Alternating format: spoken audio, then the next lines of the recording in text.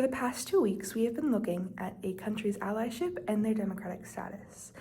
In this case, when we look at that, there are going to be two forms of measurement for X and Y, a country's democratic status and their allyship within other countries. The hypothesis that I originally researched was that if two states were allies, then they were more likely to share democratic status, most often both being democracies. This hypothesis was also stated in the article Birds of a Feather by Randolph M. Silverson and Julian Emmons.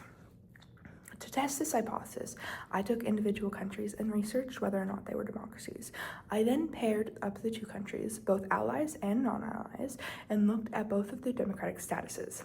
For example, I found that country X was democracy and country Y was not. I would then pair up X and Y to see if they were both allies. Once I had all of the data collected, I put it through an online chi-square calculator to get final results. The results are as follows.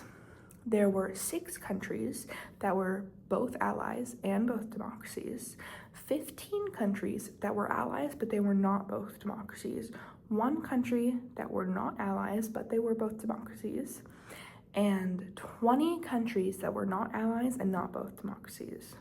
As for the chi-square calculator, the chi-square was equal to 4.286 and the p-value was equal to 0.0384247. The hypothesis that was tested that was originally that if two states are allies and they are most likely to share democratic status, the results from this hypothesis and from the research vary slightly. While we can see a small pattern forming, it is not common enough to make sweeping generalizations about the hypothesis. For example, from the countries tested, only 6 were allies and both democracies. However, there were 15 sets of allies that were not democracies.